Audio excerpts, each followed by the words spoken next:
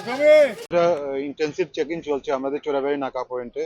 তো আজকে রাত্রে লেট নাইটে আমাদের একটা গাড়ি আমরা আইডেন্টিফাই করতে পারি, যেটা একটা পার্সোনাল প্রাইভেট কার, যার নাম্বার PR05B 0314 অল্টো 800 কার। ওই গাড়িটাকে আমরা আটক করতে পারি এবং আটক করার পরে ওই গাড়ির মধ্যে 4জন মহিলা থাকে, একজন ড্রাইভার থাকে, টোটাল 5জন। এবং গাড়িটা তল্লাশি করে আমরা টোটাল 24 প্যাকেটস ড্রাই গাঞ্জা রিকভারি করি এবং যার ওজন প্রায় 20 কেজি হবে। তো এরপরে আমরা জিজ্ঞাসাবাদে জানতে পারি ওরা আমবাসা বা এমন কোনো জায়গা থেকে তারা ইলিগেলি আনে এবং সেটা বিহার নেওয়ার জন্য চলছিল প্রস্তুতি।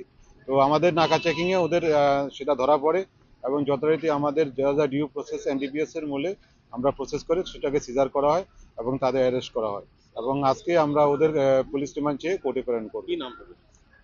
ওদের তো 4জন ছিল, এটার মধ্যে মহিলা 4জন মহিলা। তার ওদের বাড়ি হলো বিহার। একজন মঙ্গলি দেবী, দ্বিতীয়জন হলো কবিতা দেবী, 3 নম্বর হলো অনিতা দেবী, 4 নম্বর হলো আহ, সুতার সুতার সুতার কুমারী এবং আমাদের একজন যে ড্রাইভারটা ছিল সন্দীপ মালাকার, বাড়ি ধর্মনগর হাফলং।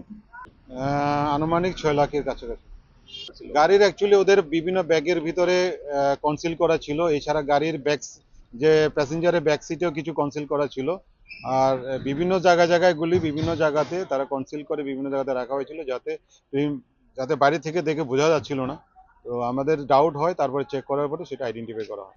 চালকও যুক্ত আছে, কারণ ওই চালকও গাড়ির মধ্যে বিভিন্ন জায়গাতে কনসিল করা ছিল। তো সেটা তো নিশ্চয়ই ড্রাইভার অবশ্যই জানে।